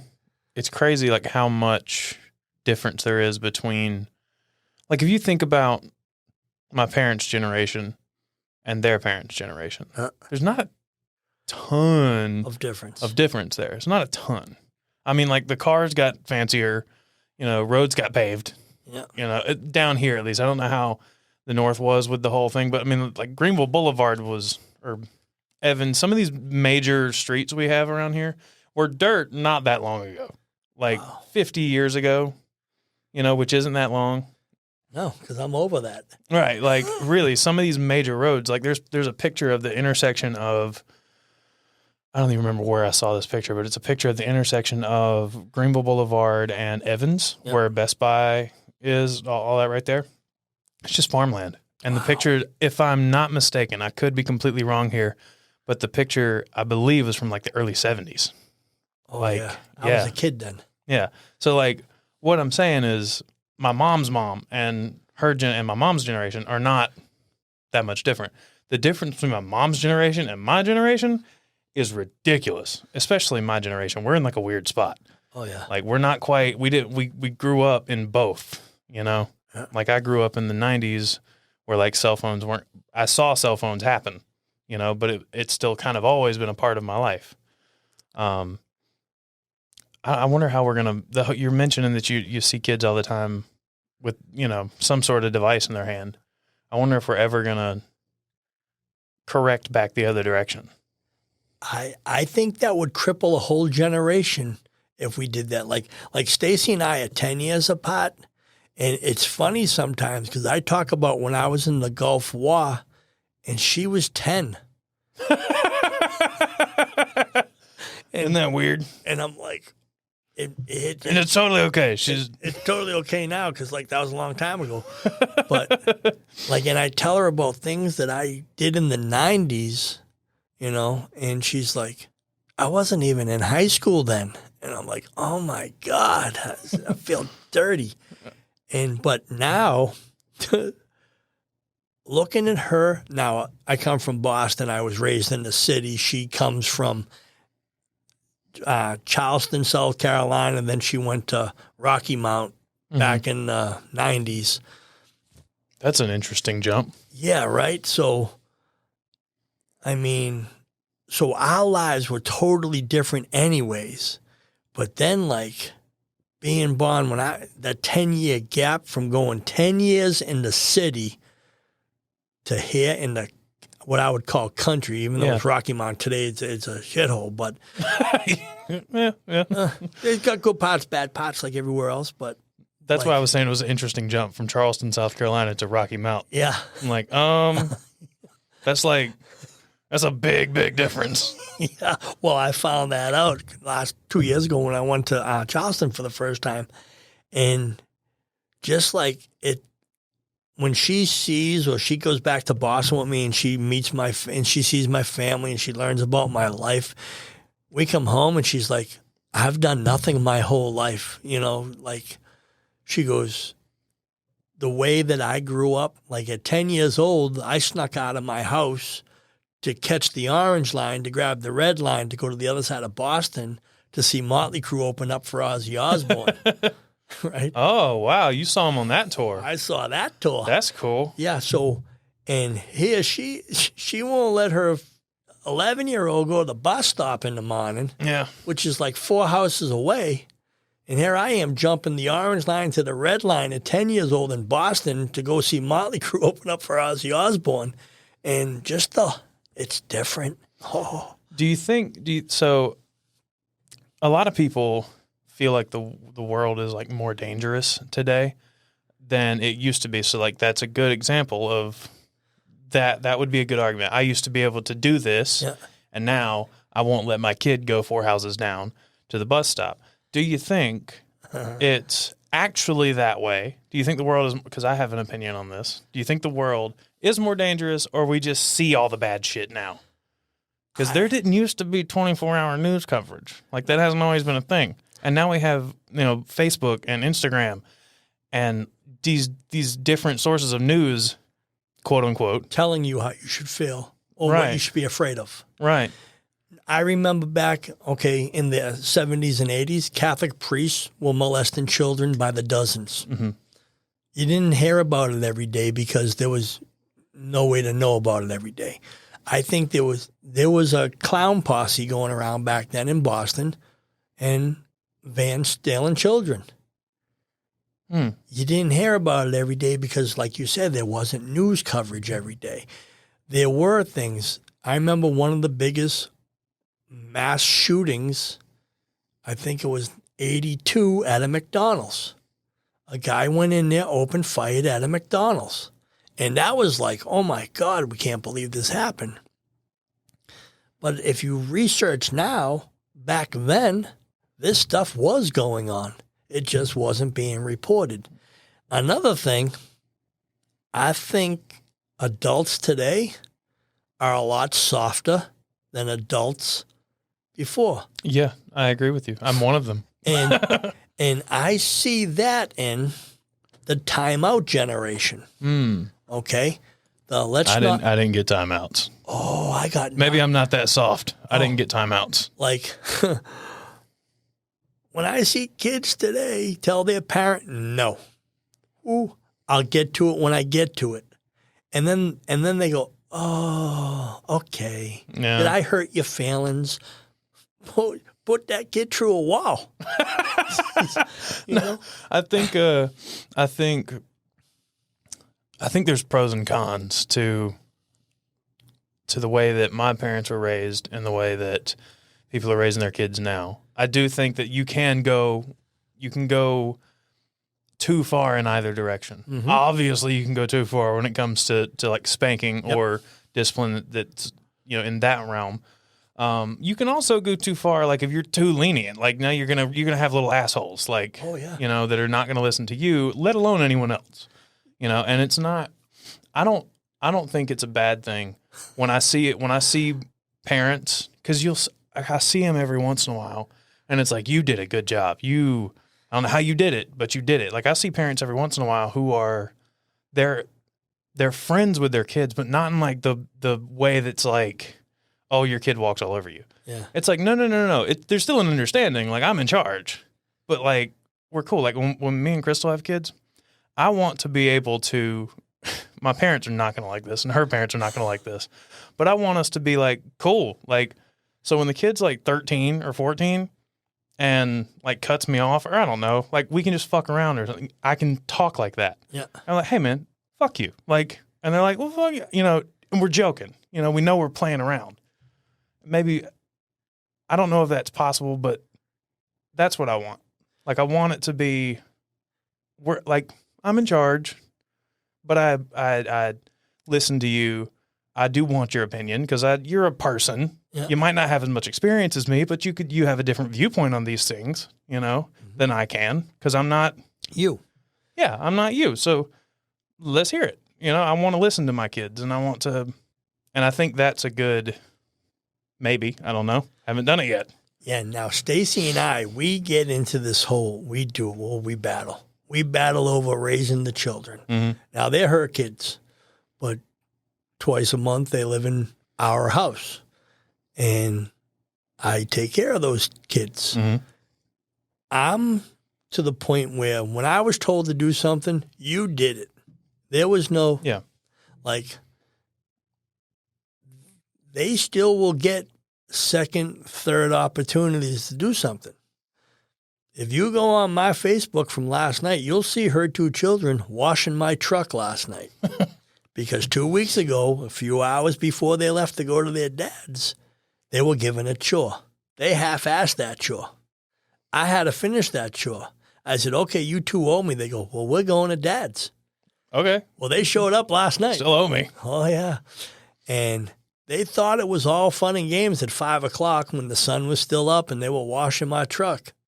And then as the sun dipped and they were messing around and missing parts of that truck, and I'm like, keep going. And when their fingers started getting cold, then they weren't smart. They were scrubbing harder. They were doing it. And Avery kept looking at Stacy going, Mommy. And I go, she ain't helping you tonight. Tonight you're mine. Mm. But I believe later on in life, because eventually they're going to leave the house. They're going to go work somewhere. Mm-hmm. Somebody's going to tell them to do something. And they're going to say, wait. And then that boss is going to say, pack your shit. Mm-hmm. And then they're going to have a meltdown because they were never told to pack their shit. With Aiden's 14 now, and I believe at this stage in his life, he should start getting ready to be a man and run a family. So, and I tell him, this is what I expect from you. Your mother don't carry groceries in this house anymore. You go shop and you carry. Your mother's not going to open her doors anymore. You open that door for your mother. And I've noticed over the last few years, we go into a store, he will hold the door open for another woman coming behind him. Mm-hmm. And I just believe that in my own upbringing that you ought to respect a woman and take care of a woman. And I know a bunch of bra-burning chicks are going to twirl right now because I said that, right? And I still believe that it is a man's position to take care of the woman and family he loves, okay? And if the woman in your life at that time says, hey, I got this, then you let her get it. Yeah. But you should always be ready to be there when she says, hey, I need this. Mm-hmm.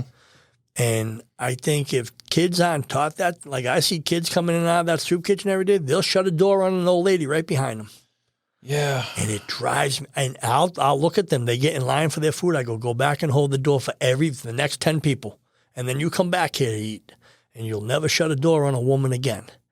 And like, I saw it just a couple weeks ago. We're at the Grand Canyon, and those buses were packed.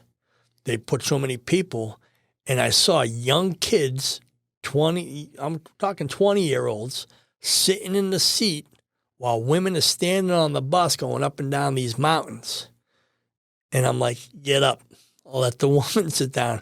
And it's just, I think a lot of chivalry has been lost over the years, and I think that should come back. Why do you think that is?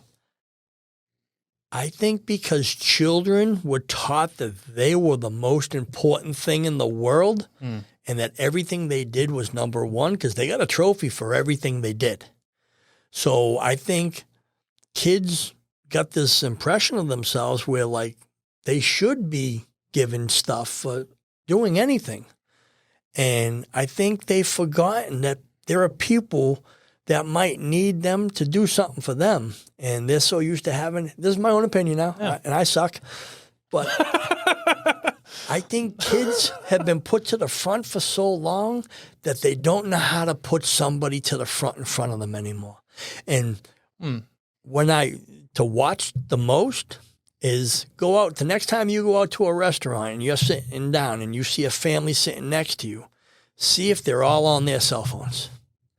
because in my opinion, if they all are, they're no longer a family unit. They're a bunch of people that live together. Mm-hmm. That right now, like at the dinner table at night, if I pick up my phone to answer anything from Joy, I'll get the side eye stare from Stacy, and she's like, "You're at the table," and I'm like, "It's Joy." So I don't even. Phone stays in the pocket now. I think people have been given so many kudos and so many attaboys and attagirls and stickers and stars for everything you did, where this is normal stuff that you should have done anyways, and you will always praised for it and applauded for it. And later on in life, when you do finally find out that you're going to fail at something, because everybody fails at least 5 things in their life. And if as a child, if you don't learn how to accept that, hey, I tried my hardest, I failed, but that's okay because I tried my hardest, instead of, no, give me this because I want it and I deserve it because I've always been given everything, I think later on in life, we're all screwed. I wonder what started that. Like, the whole participation trophy thing. I don't remember if that was, like, I sort of played sports as a kid. Yeah. I don't remember it being a thing. I mean, maybe I got like a small trophy if we won like a champion, like if everybody gets a trophy if the team wins or whatever. Yeah, we got cut. You could get cut off teams when I was a kid. Like, I'm pretty sure when I was in high school you could still get cut. No, we got cut in the little league and stuff. We got cut in like 8, 9, 10-year-old leagues. Oh yeah. I don't know about that. And like, I started coaching after I got out of the Marines and everything, and kids had to have so many plays. Yeah. When I was a kid, you got cut. I'll go ahead and tell you, I agree with you that like I was the kid who was put in because he had to be. Like, okay. I was that guy. I wasn't good at sports. And I don't know that messed with me in any way because I was so uninterested in it anyway. So I didn't care even if I got I was like, cool, I don't want to be here regardless. But what I was wondering if there was like some sort of cultural shift that someone who would be like an adult at that point that you might have seen that is more than just like, why did we start doing participation trophies? Well, because people's feelings were getting hurt. It's got to be more than that. Well, I do know one thing. I was in the Marine Corps, so it had to have been before 93 because I was on active duty till then. My younger sister stole my mother's car. She gave it to her boyfriend. They were both 14 years old. And the boyfriend then took it on a police chase, crashed into 11 cars along the way. When they finally made it home, my father slapped the shit out of my sister to be arrested for hitting my sister. And my father said to the cop, "You've been chasing them through 3 cities. And the cop goes, "Well, there's a new law now. You can't spank your child anymore." Well, there's a difference between spanking and slapping. Yeah, he slapped her. I was going to say, slapping is a bit different. It wasn't. That's still, if I see that, like if I see somebody spank their kid today, I'm like, to each their own, whatever. Yeah. If I see somebody slap their kid, I'm like, whoa, we need to hold on. When I was a kid, it was like punched. Yeah. Or if something was there close by to hit you with that they didn't hurt their own hand, that was that. But like, and he in no way abused her. Yeah. And he was arrested. And he was in jail for the whole weekend. And then when he got out of jail, he had to face all the damage that she did in the stolen car. Yeah. And it was back then that she called a social worker. So it was early 90s. She called a social worker, and the social worker said to my father, "You cannot discipline your child anymore like that." And he goes, "She stole the car. She ran it off 11 other cars and had the cops chasing her all over the place." They go, "Yeah, but you have to talk to her about it." So I'm curious about someone who grew up like that. How would you approach it if slapping her wasn't an option? Like if you couldn't do that, as you can't, if you were to talk to her, how would you do it? because there is a way to, I mean, like, especially she's 14, like, she gets it. She knows how the world works. Yeah. Like, you can explain things to her now. She's not like she's 6. Oh, yeah, and she was a 14-year-old city kid. So it's not like she was naive to the world, and she was on drugs and everything at the time. Oh, okay. So maybe sitting down and talking to her might not work that well, but I don't know. But you know what I mean? Like I think a lot of people think kids are stupid, and like they're not the smartest like citizens because they're children. Oh no! But they're not stupid. Like you can sit down and talk to them, and they understand things. No, I did. Well, okay. Now I try to talk to Aiden. Aiden's 14. Okay. And I'll say to him, buddy, why'd you do this? And he looked direct. Now, this kid's in all the AIG classes. Okay, this kid. Like smarty pants classes, yeah. Usually they have acronyms. The common sense train has left the building. and even Stacy will look at him, we'll ask him, what'd you do today in school? He goes, I don't know. What do you mean you don't know? You got up this morning, you went to school. What did you do all day? He goes, I think we watched the movie. I said, what do you mean? You think you watched the movie in school today? I know what he's doing. Or like you'll tell him, hey, take the trash out. Then you'll tell him 2 more times. And then finally the third time, I'm like, listen, you're going in the bag out with the trash. And he's like, you want it out now?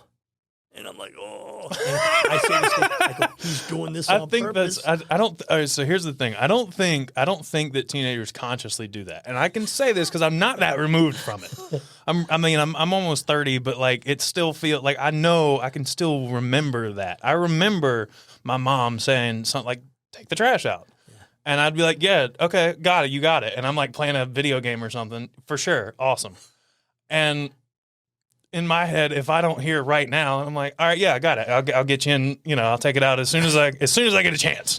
Now, see, when I grew up, they wouldn't tell you to take out the trash. My mother would say something like, "Boy, there's a lot of trash in the barrel," yeah, and that's all that was said. Yeah, I don't think kids are. I don't think they do that on purpose. I don't think they're trying you on purpose.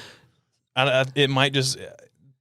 And I remember at that age feeling like you start to get to a point where something in you changes. Like you go from being a kid to almost an adult, and you start to crave that independence. Yeah. And I think part of that seeps into interactions like that. You know what I mean? It's like, yeah, I'll get it when I can, or when like I don't, and I'm not saying that some kids aren't out there like just, fuck you, to their parents. But I can tell you from me, I wasn't doing stuff like that maliciously. It was just like, oh shit, you wanted it done right now, my bad. Like, yeah. Now, Aiden, let me tell you, he's a great kid. I mean, I'm proud of the kid, and it's just like sometimes, like, and it is my life growing up and where I grew up to here, and I just look at him sometimes, and I say to Stacy, I go, he ain't gonna make it. I says, I'm gonna kill him. But as far as being a good kid, he's a good kid. And he's at that point now in life. He's 14. I mean, everything's colliding on this kid right now. Puberty, this, that. He's getting ready to go to high school. Does he listen to this podcast? Because he's I don't know if he's gonna like this. Well, a couple weeks ago, he had some stuff come up in his life. He's at the age now. And Stacy went to talk to him, and he says, I'm going to talk to Tom. That's my buddy. That's got to be a cool feeling. Let me tell you how cool that shit was. And then Stacy's like, well, what you guys talk? I said, listen, unless it's going to hurt him or somebody else, what's said between him and I will stay between him and I. I says, I have that. And it was cool. For him to look at her. Was it a girl talk? It was a young man talk. I got you. Okay. And for him to turn to Stacy and say, Tom will understand. I'm going to talk with Tom. For him to feel. Now, when I first got in their life, okay, all these kids saw was their mother and father were divorcing.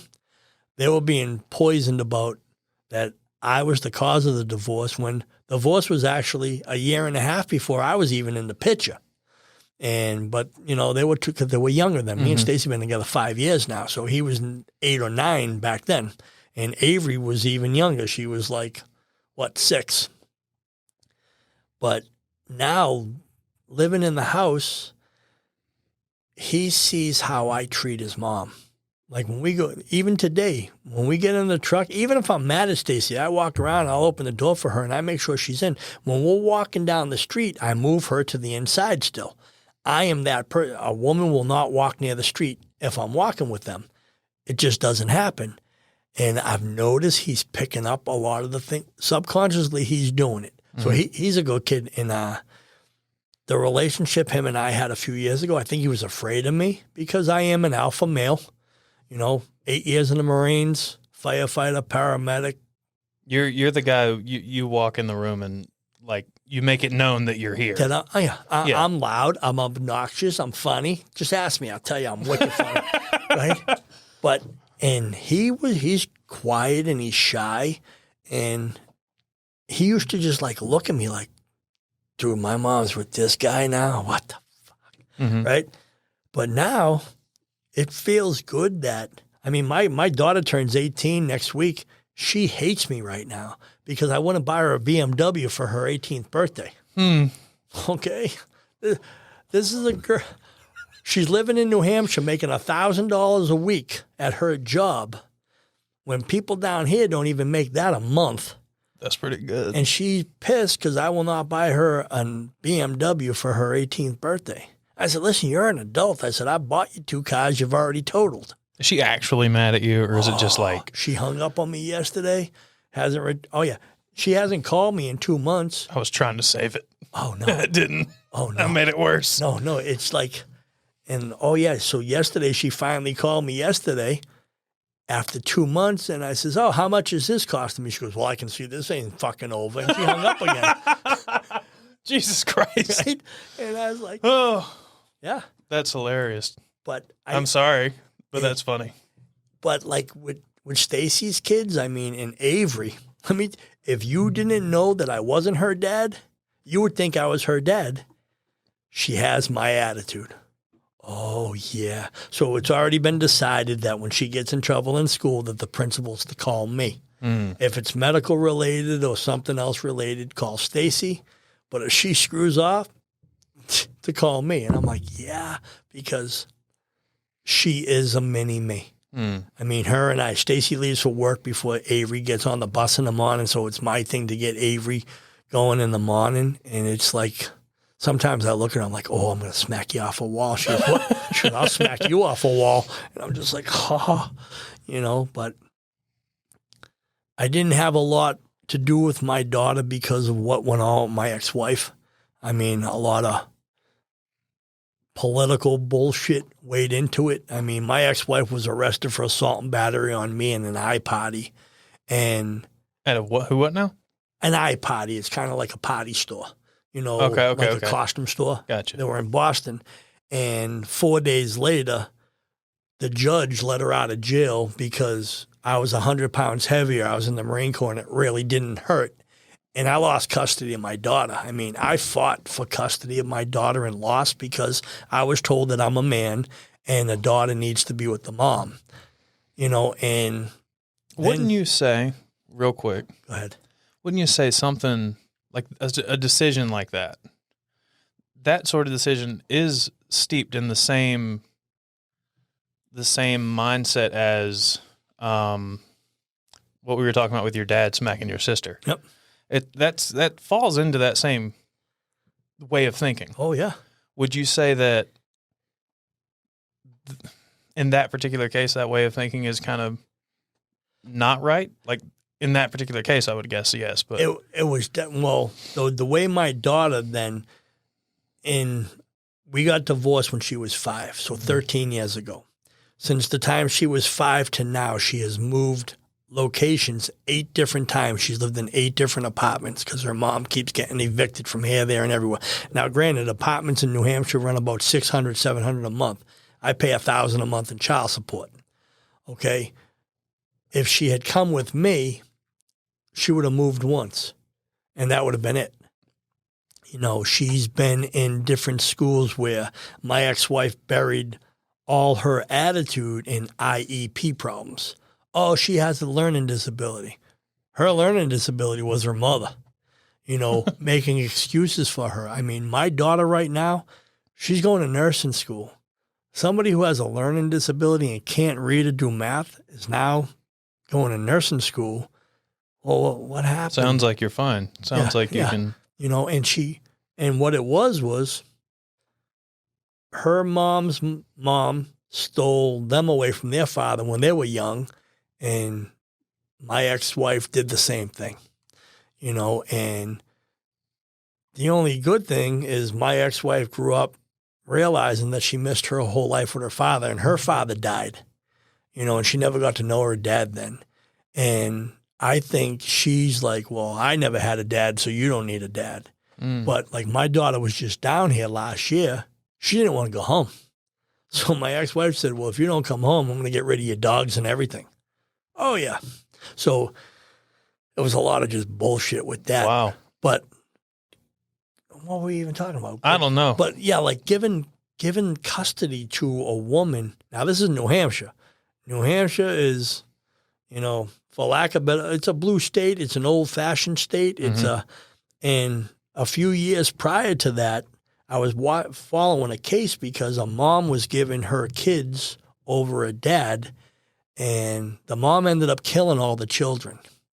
And the dad ended up suing the state of New Hampshire, and he won millions of dollars.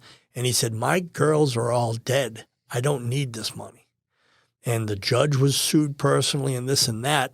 And I thought that would help me in my case and everything. And when I brought it up, the judge actually thought that I was, threatening her. I said, I'm not threatening you. I said, but you know what? My daughter's going to have a bad life because of this. And they weighed the fact that I was in the Marine Corps, that I was a war veteran, that I was a firefighter that could die at any minute. And these were all decisions on why to give my daughter to my ex. I says, I could drive a cab in Boston and die at any minute. I says, anything could happen, but they found all different ways. And finally, my lawyer looked at me and says, I quit because I can't take no more of your money because you're a man, you're not winning. And my lawyer got up and quit after I spent upwards of $70,000 on a custody battle that I lost. And he ended up giving me money back. And he's like, you can't win no matter. Like at that time when I was getting divorced, I was a paramedic firefighter, war veteran. I was running a charity for dying children. I didn't smoke, didn't drink, didn't take drugs, didn't do anything. And I lost custody because I was a man, and it's just weird. But now with Stacy's kids, I got another chance at trying to do it. And like, I used to think I was a bad dad. I used to tell Stacy all the time, I go, I just think I was a bad dad. And she's like, from what I see and from what I've learned and what I've been told is you did everything right. And no matter what you did, your daughter was still going to end up hating you because of what she was being told on a daily basis. And I think sometimes I'm a little bit harder on her children because I see that by my ex-wife spoiling my daughter, I see what my daughter's turned into today. And I don't want Stacy's kids to one day turn around and say to Stacy, well, you gave me everything my whole life and fuck you now because I'm an adult, like mine just did to me, and so I try to, and it's my own thinking, and I'm like, Stacy, you got to come down on these kids a little bit. You got to be a little bit tougher because, one of these days they're going to tell you to screw and you're going to bend over backwards your whole life just to be shown the door. And I think a lot of that is because it just happened to me and it's been happening for the last 13 years by my own kid. But it is also, on the other hand, then it's great to be able to have two children again in my life, two kids that I love daily. I mean, some days through the roof, they drive me. But you know what? I'd take a bullet for these two kids any day, and it was cool a few weeks ago when Aiden looked at his mom and said, I'm just going to talk to Tom about things that I need to talk to Tom about. And that made, I think that was one of the best parenting days, failings that I've ever had in my life. That this kid trusted me enough outside of his parents and said, I'm going to go talk with Tom. Yeah. Because him and I, we've talked, and he has told me lots of things. And I think he tried me at first. I think he planted a few seeds to see if they ever got out, and they never did. Oh, I think he did because he's that smart of a kid. He's smart. But like there was one day, like when Stacy had asked me something, and I told her, I'm never gonna unless it hurts him. I think he heard in the other room when I was her interrogation and my response to it, and it was kind of like, yeah, now we're buds, and it's like you said, you want kids to trust you, and you got to respect them, and they got to respect you. right. I think that's the key is respect. It's got to be both ways. Yep. Like, you can't just treat your kids like they're fucking morons all the time because they're not. I mean, even a 6-year-old, like they're not stupid, man. No. Like I was the why kid. I was that kid. And it wasn't because I was being defiant. I was really just curious. Like, well, that doesn't make sense to me. Can you tell me why? And I'm not stupid. Like, explain it to me. I would like to know why we're doing this. Yeah. See, Avery's a why kid. Yeah. Avery Y is why. And like because I said so made me furious as a child. Absolutely fucking furious. But see, and what's cool is like when I grew up, my father, he was an alcoholic. Mm-hmm. We were on the drop of a hat, we were hit with something. I mean, my mom used to use 2 brooms. We call them Excalibur and Old Yeller. I mean, one was blue, one was yellow. What the fuck? My brother's missing a front tooth still to the day she got him with the vacuum, because the vacuum used to have metal poles you put together. Yeah. The broom broke, so she used that and took out half his front tooth. Nice. And like and we didn't go to the dentist for that. No. I guess it was just like, well, you shouldn't have been talking shit. And like I would never do that to a kid. Yeah. I do believe kids need structure. Mm-hmm. And but seeing how I was raised also makes me believe that I would never do that. Like I've never hit my daughter once. I've never hit a kid. Mm-hmm. But I do believe that when you tell them something, and I do expect right then and there, even though it ain't happening, and I have to accept that myself. Hey, man. Yeah. And I look right at Stacy. I'm like, I already told them. And the big thing in the house is one time. I tell you one time. So now they make fun of me. They give me the one time thing. And one time, Tom. So, yeah. One time. Go do it. Yeah. One time. I tell you again, I'm killing you. Oh, man. All right. Well, man, this was great. I love coming here. I swear to God, I remember the last time I came here, and it was wicked cool. I told Stacey, it was wicked cool. Well, thank you. I hope this is wicked cooler. This is wicked pissa. Yeah. This is wicked pissa. All right. Very cool, very cool. Hopefully next time you're on, we'll be in a different space. Working on that now, trying to move this and photography and a couple other things into an actual studio space. That'd be really cool. Finding a spot in Greenville is not easy. Hey, well, the last time I was here, we were in your kitchen. Yeah. And that was still cool. Well, no, because talking to you is cool. You're a straightforward, original guy. I mean, like I told you, I watch your podcast and I listen to things you say, and you're not afraid to say what you mean. Yeah. And that to me, that's what a real person does. Throw it out there. You're going to piss off half the world and half the world's going to like it. That's it. You got 2 choices. And you don't care. And if you keep moving forward and you don't hurt somebody intentionally and you help somebody along the way, that's all we're here for, brother. That's what I try to do. Yeah. But I'm not as good at it as you are. Yeah. So you, like I said, you've taken joy from, not taken joy from, you've taken Joy Soup Kitchen and turned it into what it is now and what it's going to be. I know you've gotten a lot of help from the community and whatnot, but you're an awesome guy. No, I appreciate it. Thank you. You know what? And by you doing this today, one of your people might see this and then come help Joy. And again, somebody from Greenville, help me help Joy. Mm-hmm. And that's what it takes. That's what it's about. So, a lot of spokes on a wheel. Oh, yeah. So, Tom, where can people find you? Where can they find Joy? Where they can find you? The Facebook page, Joy Soup Kitchen. We do have a website, joysoupkitchen.org. You can also go joycommunitycenter.org. Right now, they're both the same because I just learned how to do it, and they're both the same page. They can come over there, 700 Albemarle. Call us up, 561-7519, and just get on the list to come volunteer. Come make some sandwiches. Come help us make some sandwiches. Buy some stuff. Or just come, you know what? Come sit down, grab a bite to eat, and talk to some people that you've never met before. Maybe move a mountain with them. All right. Well, again, Tom, thanks for coming on. Thanks for having me. Everybody, thank you for hanging in for almost 2 hours on this one. All the links for everything are going to be in the description in the show notes. Make sure you're following Small Stuff Podcast on all the things that I mentioned at the top of the podcast, TikTok, Instagram, Facebook, all the places. Make sure you subscribe to us on YouTube if you're not already doing that. Click the bell, like the videos, share the videos. Share the podcast with anybody who you think might be interested in it. Follow Small Stuff Media, me, Roebuck Visuals, Brighton, at whatever his thing is. Again, all of it's in the description. We'll see you later.